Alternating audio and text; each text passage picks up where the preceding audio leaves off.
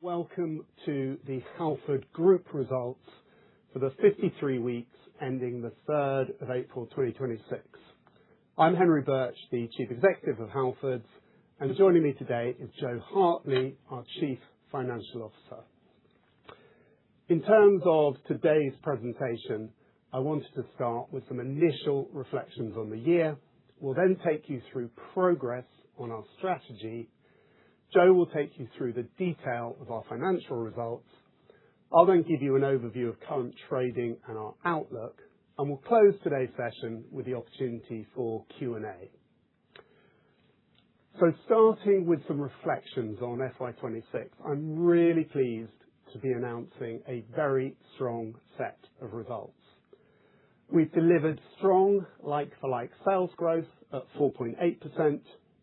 We've grown our gross margin rate to its highest level in a decade at 52.8%. Our underlying PBT performance is at the top end of consensus forecasts, and we've delivered another impressive cash flow performance with strong free cash flow, net cash on our balance sheet, and an increase in our dividend. We've also seen the momentum of FY26 carry over into the current year, with strong trading in April, May, and June, resulting in us guiding to the top end of analyst consensus for FY27. If we look at the wider context, FY26 was a year in which we refocused the business and reset our agenda for the years ahead. We've made a number of key hires into our leadership team. I joined the business about 14 months ago. Adam Pay joined as Managing Director of Garages. Jess Frame joined as our Managing Director of Retail. And more recently, Sarah Hayward joined as our CIO. In November, we laid out a strategic framework with 3 sequential phases of optimize, evolve, and scale. And while it's early days, we have made great progress in the optimize phase of our plan so far, with a laser focus on execution, cutting out noise, and demonstrating tangible progress. And this progress has played a part in delivering the strong financial performance we're reporting today. We feel passionately that as a specialist retailer and services provider, it is the advice and service advantage which our colleagues bring, which gives us a competitive advantage that others can't match. It was important to me that this was reflected in our purpose, and I wanted to show a short film that we made to launch this new purpose to our colleagues. We're Halfords. We've always been there, keeping you going. The same Halfords that helped your grandfather with his flat tire. The same Halfords that ensured you made it to the seaside every year. We're the hands that tighten the bolts. The voices that reassure. The helpers who never stand still. From your first bike to your new bike. Your first car to your new EV. We're the first to help you start and the first you turn to when things stall. We're there when it matters most. We don't just fix cars and bikes. We keep school runs running, commutes on course, weekends winning. We keep the nation moving. Every light that shines, every wheel that turns, every engine that starts, we're there. Hands-on experts who love to help. Because helping isn't an add-on, it's who we are. It's the extra mile, the friendly chat, the job done right. It's fixing the little things that make the big things possible. From workshop to high street, van to bike, north to south, we are the quiet engine of everyday life. And we are the hard work behind every easy journey. We serve with heart, solve with skill. Britain moves because we've been here since 1892, and we'll keep doing it, mile after mile, year after year, because that's who we are. Halfords. We keep the nation moving with trusted experts who love to help.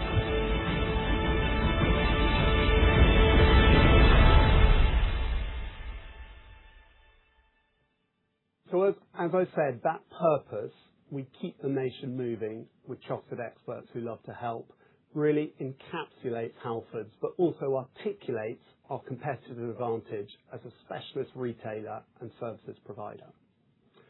So now turning to strategic progress we've made as we started to deliver the optimise phase of our Fit for the Future plan. And I'm very pleased with what we've achieved so far. To my mind, the potential for Halfords has never been in doubt, but we've not always fulfilled that potential. Driving some of our strategic focus has been an element of self-reflection and candour as to what we've failed to do in the past, what we've dubbed home truths. We laid these out in November of last year, and I won't dwell on them now, but they have both guided our strategy and sharpened the outcomes we're looking to achieve. We're also clear on the need for discipline as to how we deploy capital and have articulated our clear guardrails for the business. I'm pleased that we've made good progress with these outcomes, driving sales, margin, profit, and our returns on capital, whilst remaining firmly within our guardrails. And we have every intention and confidence that we will continue to drive that performance and that discipline. We've been clear that our Optimise programme touches every part of the business, and we revisit here some of our priority work streams. All of these are underway, but as you would expect, they're at different stages of maturity. Today we'll focus predominantly on the improvements we've made in garages, both through Fusion and in the rest of the estate, which have improved utilisation and consequently operating margin in the Autocentres segment. In retail, we've spent the last few months focusing on laying the foundations for our new category management approach and are deploying a test and learn approach across a select few categories ahead of a scaled rollout later in FY27. As such, our interims presentation in November will focus more on the retail aspects of our optimised plan. And across the group, we're investing in digital and AI, in our brand and our loyalty proposition. So starting with retail and category management. Category management is by no means a new concept in retail, but it's worth pausing and explaining exactly what it entails and why, as an approach, it is relevant for Halfords. In recent history, Halfords has been set up more with a buyer-led model. Under our new approach, a category manager has end-to-end responsibility for their category, sitting over range selection, pricing, promotions, supplier relationships, channel strategy, and sales and margin performance. It demands a focus on customer and competitor insight, and it's an approach I saw yield real benefits at my previous business. Our emphasis in the last few months has been on making sure we have the right structure and capability to deliver this new model. And I'm confident that we now have the right team in place. We've also relaunched 4 important categories: workshop, car cleaning, flagship cycling, and cycling parts and accessories, or PACs, and are trialling a range of in-store and digital innovations designed to improve customer journeys for these products. Taking workshop as an example, workshop is a category which incorporates tools, cabinets, workstations and the like, and serves both trade customers and auto enthusiasts. We see an opportunity both in better targeting of trade customers and developing our product range, particularly at the advanced and professional end of things. And we also believe we can drive sales by better articulating feature benefits and improving how we lay out and sell products both in-store and online. We are early in our category management journey, and given the extent of change required, from range review all the way through to product arriving on the shelves, implementing our new approach in a single category can take around 9 months. We look forward to providing a more detailed update in November and expect to see the benefits materialising in the second half of the year. But I wanted to take the opportunity to talk a bit more about cycling, which is something we haven't done for a while. But cycling was a particular bright spot for the group in terms of sales growth in FY26, with the market showing good signs of recovery and the Halfords and Treads proposition driving share growth against that backdrop. As we talked about before, we are the clear market leader in cycling. More than half of all bikes sold in the UK come from Halfords. We operate the nation's biggest network of cycling showrooms, and we also operate the largest Cycle to Work scheme nationally. Our growth in motoring means that cycling now generates a smaller proportion of group sales, around 20%, but it remains core to our business and an important source of profitable growth in the years ahead. Under the leadership of a new cycling director, we are bringing Halfords and Treads businesses closer together, starting with offering click and collect for Treads performance cycling products through a small number of Halfords stores. We're also trialing a new flagship cycling concept in 19 stores, incorporating locally curated ranges, improved layouts and labeling, and enhanced technical training for colleagues. It's worth reiterating that we don't just sell bikes, we design and build them. Consequently, Halfords Cycling has very high own brand penetration through the likes of Apollo and Carrera and Boardman. Just a few weeks ago, we sold our millionth Carrera Vengeance, making it the UK's best-selling bike of all time. And our Boardman range continues to win accolades and awards for delivering premium bikes at more affordable prices. Looking ahead to FY27, we're particularly excited by the arrival of our new e-bike ranges, which I saw earlier this week. And I have to say they are amazing and a massive step up from the previous range in terms of performance and styling, but at a similar price point to the old range. We see significant potential in growing e-bikes, where our share currently under indexes versus the wider bike share that we have. And we also look forward to working more closely with the Bicycle Association on their e-bike positive quality and safety accreditation across our whole range. So now turning to garages.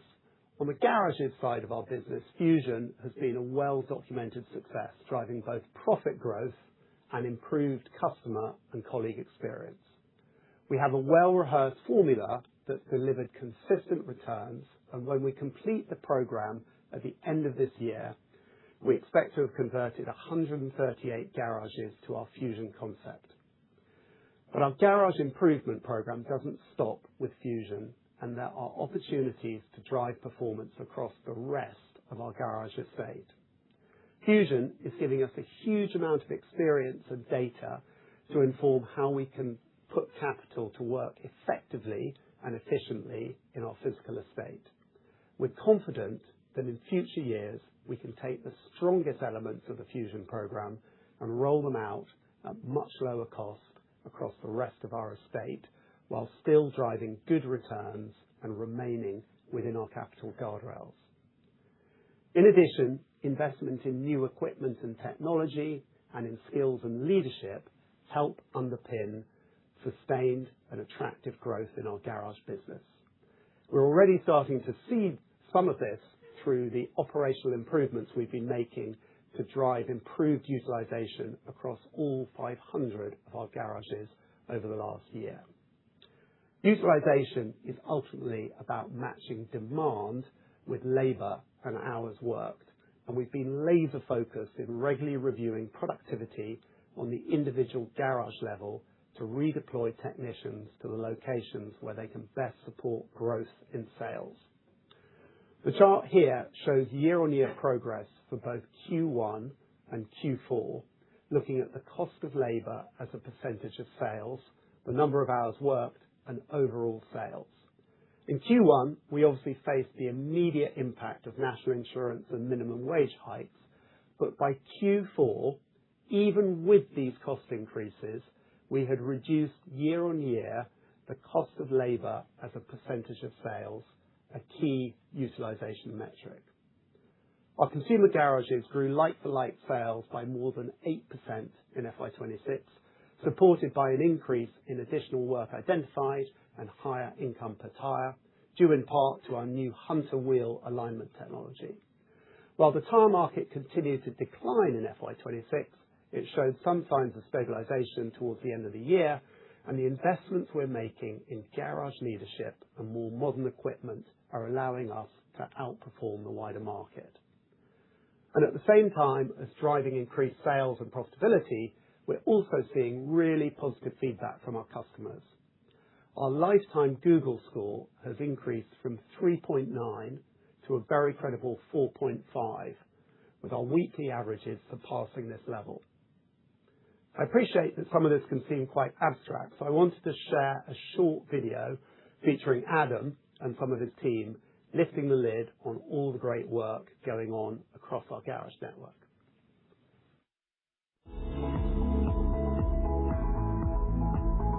So welcome to our Halfords network and our garages. Today I'm going to be giving you a little tour, taking you around, getting you to meet a few colleagues, but more so shining a light on some of the improvements that we've made in the last few months through the garage network. As you'd imagine, at Halfords, it all starts with the customer. We know our customers are looking for ultra convenience, they're looking for a seamless, transparent experience, and they want it all wrapped in genuine value. Which means for us, we've got to work really hard to keep changing and innovating products and services, along with improving all of the customer touch points. We want to be the trusted experts who love to help. That help means being available, reliable, and in the right place at the right time where the customers need us. And that's why we continue to build out a network of garages that are always on and always available. And in order to do that consistently at scale, we've had to think about how we run our garages and run them differently. We're focused on driving performance through efficiency gains that are supported by tools, technology, and people. And even in these early stages, we're starting to see some solid results. So the question is, how have we done this? Well, let me take you around and show you what's changed on the ground.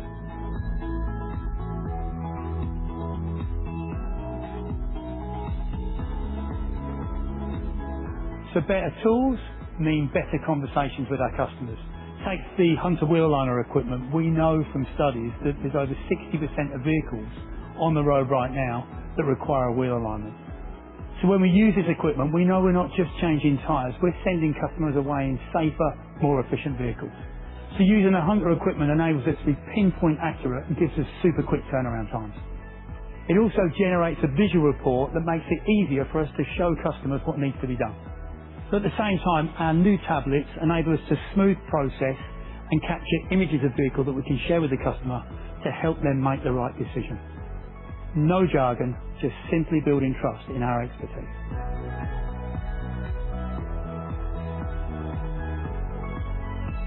As a centre manager, I feel like the changes have made a massive impact for us here at Halfords. They've really helped with the workflow and improved both the colleague and the customer experience, and we're getting really good results with the new equipment so far. It's easier for the technicians to do a great job.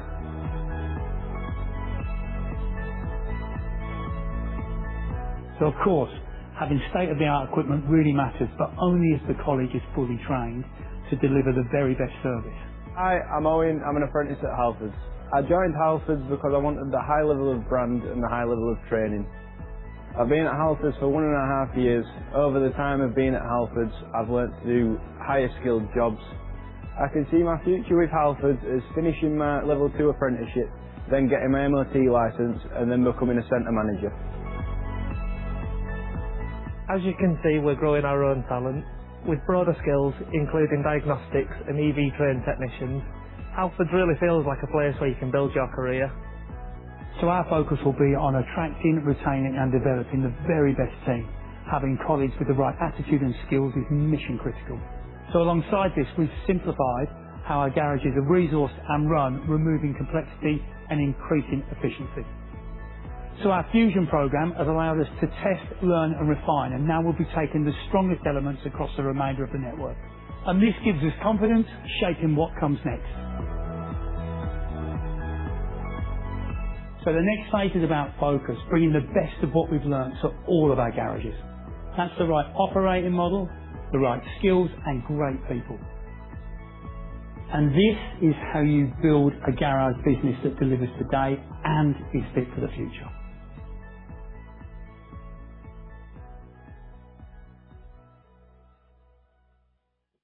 Brilliant. Finally, I wanted to turn to our Optimise programme related to group-wide initiatives. Last year, I highlighted that I see digital both as an area where we need to improve our offer, but also one which offers significant growth potential. To enable both these aspects, we've been making some foundational improvements and changes. Much of this relates to site performance and architecture. Those changes have resulted in a faster site with customer journeys with less friction and better conversion. And pleasingly, sales growth by our digital channel were ahead of the wider group. But there's more to do, and the year ahead will see greater focus on how we trade online and how we manage our channel strategy for each category. And alongside the focus on digital, we're acutely aware that customers are changing the way they discover, search, and buy products and services using AI. And we're already seeing that where customers do come to us through AI rather than standard search, we get much higher rates of conversion. We're excited about how AI can help significantly grow our top line, improve customer experience and journeys, and allow us to work more effectively and efficiently. That has meant investing and making changes to optimize our offer for AI across all parts of the business, building new capability and partnering with third parties. And in that regard, we were pleased to be one of the first retailers to participate in early-stage ChatGPT advertising trials. Finally, in FY26, we started a trial to invest more in our brand marketing. Research shows us that whilst our brand awareness is around 80%, far fewer customers are aware of exactly what we offer, which impacts consideration. In the second half of FY26, we ran localized trials, increasing our above-the-line marketing. This yielded positive results, improving customer numbers and brand perception and consideration, and has given us the data to invest more with a good degree of confidence in the returns. We have this budgeted and in play for FY27. Another important tool we have at our disposal is the Halfords Motoring Club, which now has around 6.5 million members in total, 420,000 of whom are subscription-paying premium members. Club members are typically more engaged customers who spend more with us more consistently. So as you can see, as well as making improvements in each of our business divisions, we're building strength and value in the overall Halfords proposition. Our garages business is much stronger alongside our retail business and vice versa. And there is more here we can and will do to drive that value. But I now wanted to hand over to Joe to talk through the detail of our financial performance.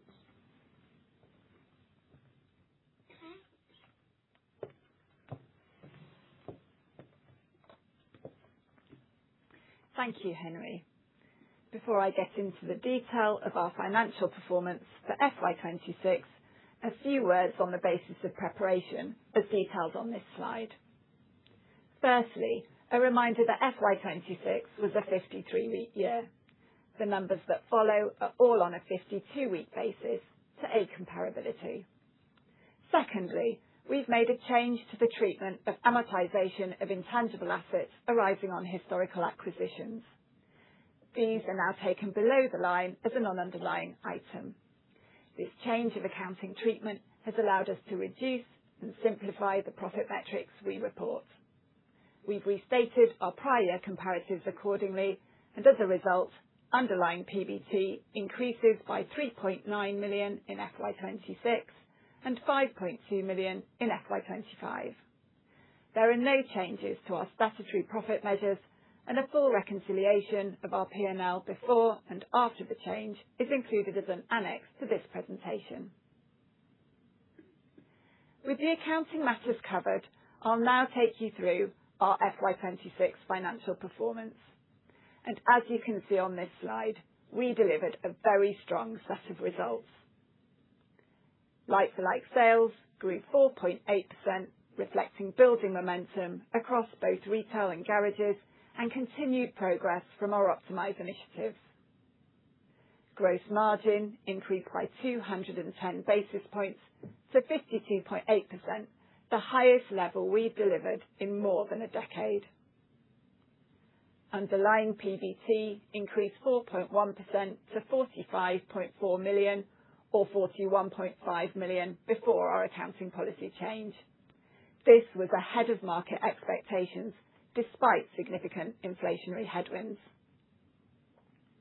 Return on capital grew by 160 basis points year on year to 14.2%, which is above our cost of capital, demonstrating that our investments are delivering stronger returns. And we continue to generate cash and maintain balance sheet strength, ending the year with a net cash position. Free cash flow of 25.3 million was very strong, slightly lower than the previous year, only as a result of the payment in the year of the reinstated FY25 colleague bonus and receipt of a tax refund in the prior year. Finally, in light of our strong performance and confidence looking forward, we recommend an increase in the full year dividend to 9 pence per share. Overall, these results give us confidence that the Optimise phase of our strategy is beginning to deliver as intended. Turning now to a brief overview of profit performance, which I'll cover in more detail later in the presentation. Revenue increased 2.9% to 1.76 billion, with stronger like-for-like growth of 4.8%, reflecting the impact of previously announced garage closures. Gross margin increased materially to 52.8% for reasons I'll describe shortly, and together these things were enough to offset a 7.6% increase in operating costs. Cost growth in the year primarily reflected material inflationary pressures from national insurance and national living wage changes effective at the start of the year. Furthermore, in light of strong trading performance, we chose to make targeted investments in technology, capability and brand, which were partly mitigated by strong operating cost control. And as a result of all these dynamics, underlying PBT increased 4.1% to 45.4 million. It's worth noting that without the change in accounting policy, underlying PBT would have increased 8.1% to 41.5 million, slightly above the consensus range of 40.3 million to 41.4 million. Below the line, non-underlying items fell significantly year on year, with the FY26 charge mostly comprising costs relating to the warehouse management system implementation in the first half of the year, alongside the amortization now treated as non-underlying. The significant charges last year were predominantly non-cash impairments of historical goodwill. Statutory PBT for the 52-week period was 39 million, up 69 million year on year. This slide bridges underlying PBT between FY25 and FY26 and illustrates how we manage substantial inflationary pressures while still growing profitability. In addition to the labour cost increases already described, we saw inflation across property, technology and operating costs as third parties sought to pass on labour inflation through managed service contracts. In total, we saw more than 40 million of inflation in the year. Against that backdrop, we delivered a strong trading performance with robust sales growth and further gross margin expansion, in part due to better buying, but also supported by tailwinds from FX. Costs continue to be well managed, with garage productivity improvements and our goods not for resale cost reduction programme delivering significant savings. And garage initiatives, including Fusion and the garage closure programme, also materially improved profit year-on-year. All of which meant that we were able to continue investing in priority areas, as already noted, helping to drive momentum into FY27. Henry will cover the outlook in more detail later in the presentation, but it's worth noting that as we look forward, we anticipate materially lower inflationary headwinds. Wage growth has eased, business rates are falling, and while we're seeing some inflation in fuel costs because of the recent conflict in the Middle East, our energy costs are fully hedged at broadly similar rates to FY26. As we've seen, gross margin expansion was key to offsetting material inflation during the period. This chart describes the key drivers of the 210 basis points improvement in FY26. The largest contributor continued to be better buying, where our scale, sourcing capability and supplier relationships delivered further gains in both retail and garages.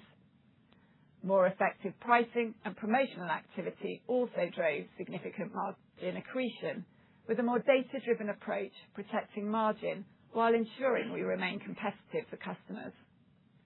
And finally, we benefited from a more favourable US dollar rate on the $220 million of dollar-denominated product we buy each year, with the hedge rate coming through cost of goods sold at 129 versus 124 in FY25. Over the last 2 years, we've grown gross margin by 460 basis points and reached the highest level seen in a decade, predominantly driven by our better buying programme and price and promotion optimisation. Looking forward, we don't expect further margin expansion to continue at the rate we've seen over the last couple of years, albeit we continue to project FX tailwinds in the year ahead based on our hedging programme. Turning now to the retail segment. Here we saw a strong performance in FY26, with like-for-like sales growth of 4.1%. Cycling was particularly encouraging, with like-for-like growth of 6.4%, supported by market recovery, volume share gains and strong performance in premium and e-bike categories. Motoring also saw like-for-like growth of 2.9%, despite range simplification in some lower margin areas, which reduced trading volumes. Our full year performance was particularly pleasing, given H1 like-for-like growth of 1.1%, reflecting strong trading momentum through the second half, which has continued in the early part of this year. Gross margin increased 160 basis points to 50.9%, driven by the factors described on the previous slide, and operating costs increased as expected, reflecting labour inflation alongside targeted investment in digital capability and brand. As a result, underlying operating profit was modestly lower year-on-year at 37.5 million. We have seen a strong trading performance in our retail business since the start of the new financial year and are confident that the investments we have made, alongside the rollout of our category management approach, will bring further momentum to our retail business in FY27 and beyond. Meanwhile, the Autocentres business delivered another very strong year. Revenue, excluding Avayler, increased 2.2% to 723 million. In FY26, we closed 43 underperforming garages, which suppressed sales growth but added 1 million to underlying profit. On a like-for-like basis, sales grew 5.8%, supported by robust consumer demand for services, maintenance and repair work, alongside stronger attachment rates for additional services such as wheel balancing and alignment on tyre sales. These factors, together with our better buying programme, also contributed to a 250 basis points improvement in gross margin to 55.6%. Labour cost inflation impacted our garages as well as our retail business, but was partially offset by pricing and initiatives to drive improved utilisation across our network, as Henry has already described. And other garage optimisation initiatives, including fusion and garage closures, further supported the very strong performance, with underlying operating profit excluding Avayler, increasing by more than 20% to 22.3 million. This represented a 50 basis points increase in operating margin to 3.1%. This early proof point gives confidence that our optimized strategy will drive significant margin expansion in this segment in the years ahead. And finally, a word on Avayler. During FY26, we continued to progress development of the software for Bridgestone in the US and MyCar in Australia ahead of full rollout. Losses widened year-on-year as anticipated, following the loss of revenue from ATD, which went into Chapter 11 in the second half of FY25. Balance sheet discipline and cash generation remain central to our strategy. At the year end, the group held net cash of 19.1 million on a 53-week basis. Inventory increased modestly year-on-year, reflecting as planned stock build ahead of the summer cycling season. CapEx for the 53-week period was 58.1 million, within our annual cash investment envelope of 55 to 65 million. Importantly, we generated a free cash inflow of 33.3 million or 25.3 million on a 52-week basis, while also funding investment in Fusion, technology and capability building. Including lease liabilities, year-end net debt fell to 228.7 million, meaning lease-adjusted leverage is 1.2 times. We continue to maintain a flexible portfolio with average retail lease lengths of just over 2 years and average garage lease lengths of around 4 years. And during the year, we also extended our 180 million revolving credit facility through to April 2029, further strengthening our financial flexibility. Overall, we remain focused on maintaining a prudent balance sheet while continuing to invest selectively where we see attractive returns. Our capital allocation priorities remain unchanged from November and continue to provide a clear framework for disciplined decision-making. First, we will maintain a prudent balance sheet, operating well within our leverage guardrail of less than 0.8 times EBITDA, excluding lease debt. Second, we will continue to invest in growth opportunities where we see strong returns and strategic value. Third, we remain committed to a sustainable dividend policy, targeting cover of between 1.5 and 2.5 times underlying profit after tax. Fourth, while M&A remains part of the longer-term scale phase of our strategy, our near-term priority remains disciplined execution and organic value creation. And should surplus cash accumulate, we will then consider special dividends and buybacks. Finally, the board's recommended a final dividend of 6 per share, taking the full year dividend to 9, up from 8.8 in 2025. This second year of dividend growth reflects improved profitability and the strength of our balance sheet, as well as confidence in our outlook. To conclude, this slide brings together the progress we've made against the Fit for the Future strategy we outlined in November. During FY26, we delivered growth in like-for-like sales, progression in underlying profit, and a meaningful improvement in our return on capital, which moved further above our cost of capital. At the same time, we've remained disciplined within the financial guardrails we set out, including our investment range, leverage target, and dividend framework. 7 months in, the optimised phase is beginning to show tangible financial benefits, while the investments we're making today are laying the foundations for the evolve and scale phases of the strategy. Overall, we're encouraged by the progress made in FY26 and remain confident in the long-term opportunity ahead. I'll now hand over to Henry to cover our FY27 plans and outlook.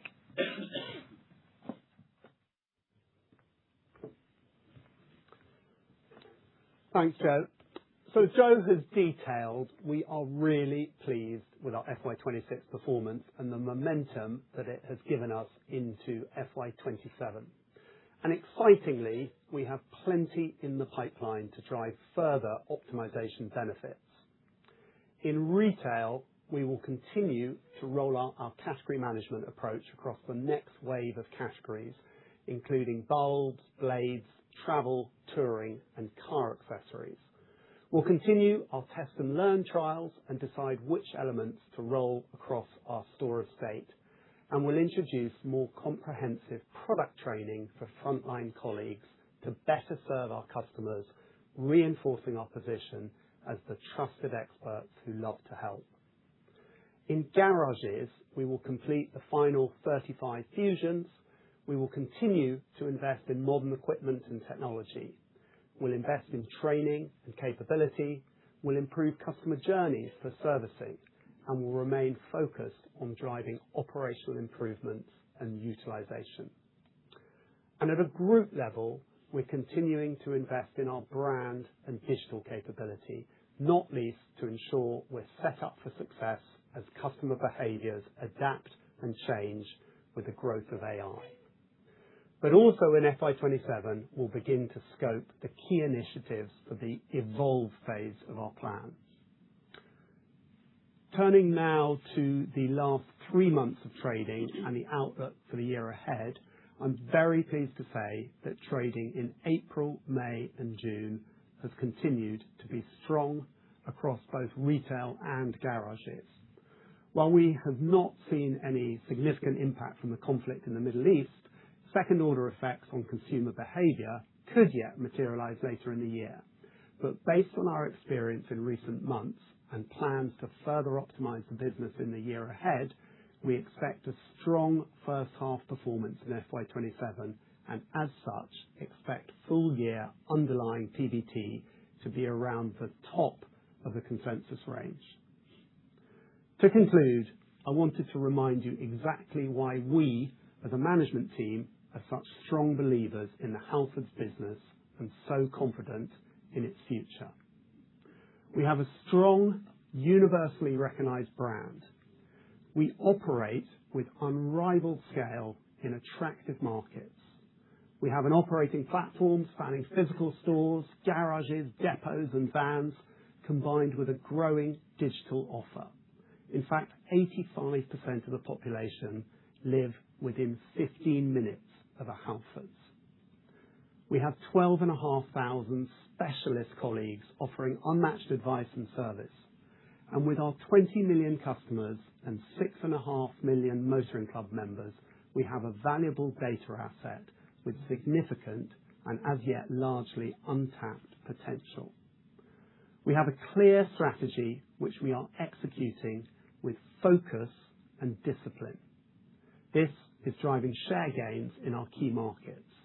We're experiencing a tailwind from FX, while the inflationary headwinds hindering our progress in recent years are easing. And we're driving improved profitability and higher returns as a result.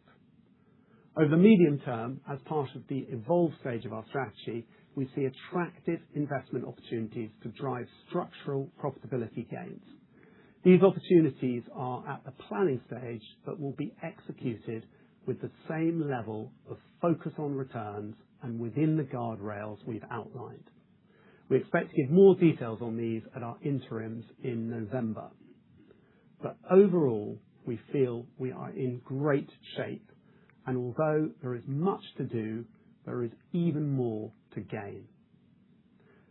Before finishing, I wanted to acknowledge the huge contribution of Keith Williams, our chair, to our business. Keith has been the chair of Halfords for 8 years and has navigated Halfords through significant periods of change. And I'd like to thank him wholeheartedly on behalf of all my colleagues at Halfords for his stewardship and his commitment to our business. We announced earlier in the year that Keith would be stepping down this summer, and I'm delighted to welcome Jock Lennox as our new chair. Jock will assume his role at our AGM in September and joins us with significant experience across a number of businesses and industries. We're excited to have appointed somebody of Jock's caliber and look forward to working with him. Thank you for listening today, and we'll now happily take any questions that people may have. Very much. Now, we've been watching the Halfords results presentation that was given this morning at 9:30, and now we are joined live by both Henry and Joe, who are able to answer your questions live. Questions are encouraged throughout this webinar, and they can be submitted via the Q&A box situated on the panel on the right-hand side of your screen. So if we go to our first question, you're guiding to the top end of FY27 PBT consensus range. What gives you that confidence so early in the year, given it's only June? Thank you very much for the question, and good afternoon, everyone. So the question as to why we're guiding already to the top end of guidance is because we have had a very strong quarter so far. And what's really encouraging is actually we've seen that strength across the business, and it does give us the confidence to guide to that top of the range. We're also cognizant that if you look at the last few years, there have been unexpected changes and volatility. We factored that in as well in terms of making that forecast. But fundamentally, yes, we do have the confidence at this stage of the year to upgrade our profit guidance by what is effectively about 7% when you look at that upgrade in terms of the range. Thank you. And how much of the success of the strategy is in your control versus at the mercy of external events? So look, fundamentally, our belief is that the performance is a result of what we would kind of term self-help, so the things that we have done to drive performance in the business. But undoubtedly, there are also some positive, more kind of structural forces that have helped us and hopefully will continue to help us, not least, the cycling market has come back over the course of the last 12, 18 months. And again, that is in force at the moment. The tyre market, we said earlier on today that we saw improved signs in Q4 of last year. So that tyre market as well, having had a long period of decline, seems to be at least stabilizing. And we've benefited from foreign exchange rates as well. So predominantly, we see it as self-help, the things that we're doing to the business, but as well, in addition, we have some tailwinds, which I suppose you would term more kind of structural. And moving on to the next question, so around auto centres. They say auto centres look like it's doing the heavy lifting now with profit up over 20%. How much more upside is left in the Fusion Garage rollout once it's fully scaled? And how busy are your garages? Is there room to do more? Joe, do you want to take that? Yeah, so we were really pleased with the performance of our auto centre business during the year. As you've noted, it was up 20%, and we expanded the operating margin there by 50 basis points. Fusion was a key contributor to that success. We ended the year with 103 Fusion sites converted, and we have 35 more to do during FY27, which we expect to continue to drive momentum in the operating profit performance of that segment. Thank you. Now, do you have the right shape to your physical store estate? Yes, is the short answer. So we have got 370 retail stores. We've got just under 500 garages, and we've got about 800 mobile vans. And one of the things that we feel is really powerful about Halfords is that actually we've got that combination of a physical estate through which 85% of the population are within 15 minutes of a Halfords, combined with a really strong digital offer. And we think that is the right shape. Over the course of the last probably decade, we've closed about 100 retail stores. But we do have the flexibility there as well. So if you look at our retail estate, the average lease length is about 2.3 years. So there's quite a lot of flexibility were we to want to change that. But the reality is that all of our stores are profitable. They all play an important part in Halfords today, and we don't really fundamentally see any need to change that going forward. Thank you. Now, moving on to cycling. What's the long-term future of cycling within the business? Is Halfords ever going to be seen as credible in the higher end of the market, or is that not the target customer? And how much of a threat is the unregulated e-bike and conventional market? Brilliant. So quite a lot to cover there, but perhaps if I just start with cycling overall. So a lot of people, when they think about Halfords, they think cycling. Actually, cycling is only 20% of our business today. It's 80% motoring, 20% cycling. Having said that, it's a really important part of our business, and we're very excited about where we think we can take it. And I think, as I said before, it's fair to say that post-COVID, the whole cycling market struggled. Over the last 18 months, we've seen that come back. So we are really excited about where we can go. The point around the premium end of the market and Halfords has typically been seen to kind of operate that kind of middle market. We own a business called Treads, which is focused on the premium side of things, and that does about 60 or 70 million of revenue. It's a really important player. Digital only, with 2 stores actually in Wales. But Treads will bring those brands, those premium brands that we don't sell in Halfords. One of the things that we're looking to do is bring Halfords and Treads closer together, being able to do click and collect for Treads product in our Halfords stores, and over the course of time, potentially bringing some of the Treads product into Halfords. So we always think that there will be room for independent bike retailers. We're absolutely supportive of having a broad and competitive market, but we do think that Halfords can start to play in more of that premium market that Treads currently occupies. On the e-bike side, we're actually enormously excited about where we can go with e-bikes. Last week, Joe and myself and our exec team saw our new range of e-bikes, and they are absolutely fantastic. So hitting the stores and hitting online, in the next few weeks, brilliant product with, much better performance, much better styling, but at similar prices to our existing e-bike range, but a real jump up in terms of quality and performance. And I think they're going to be go down extremely well with cyclists, with consumers. Clearly, amongst the general public, in the media, there is kind of concern with e-bikes, and I think a lot of that comes from, what we see on the streets in terms of unregulated, souped up e-bikes, quite often being driven by, delivery riders. And I think quite often those, bikes that have been souped up, that's been done illegally. We think there is a clear space in terms of e-bikes for a quality, trusted brand, quality, trusted retailer like Halfords to really make an impression in that e-bike space. And we're working very closely with the Bicycle Association in terms of their e-bike positive program, which is all about that in terms of making sure that people buy safe, trusted, quality e-bikes, and that's what you get if you come to Halfords. Thank you.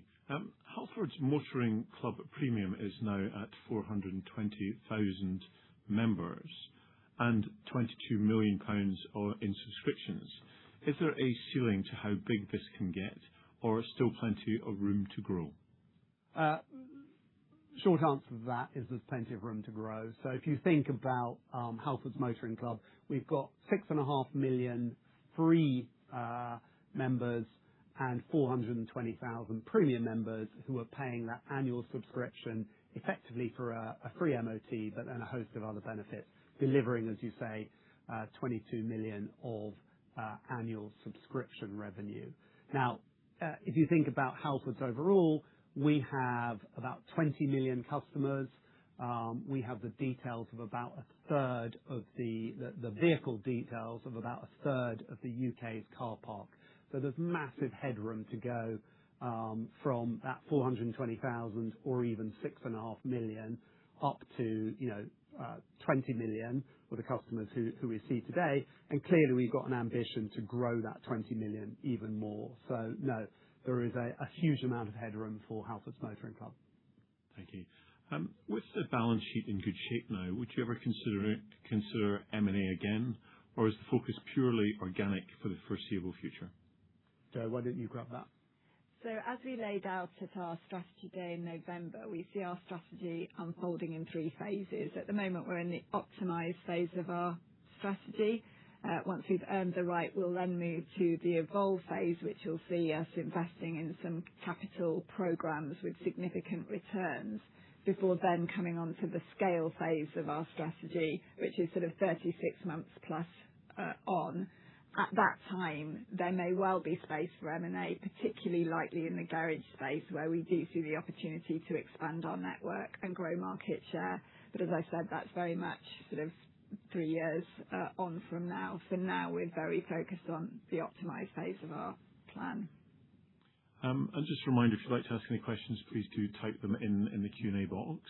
Are you looking at evolving your dividend policy in the coming years? As we said earlier, our capital allocation priorities remain unchanged from those laid out back in November. Our first priority is maintaining a strong balance sheet, and then second to that, we will invest in projects which will deliver good returns and have strategic value for the group.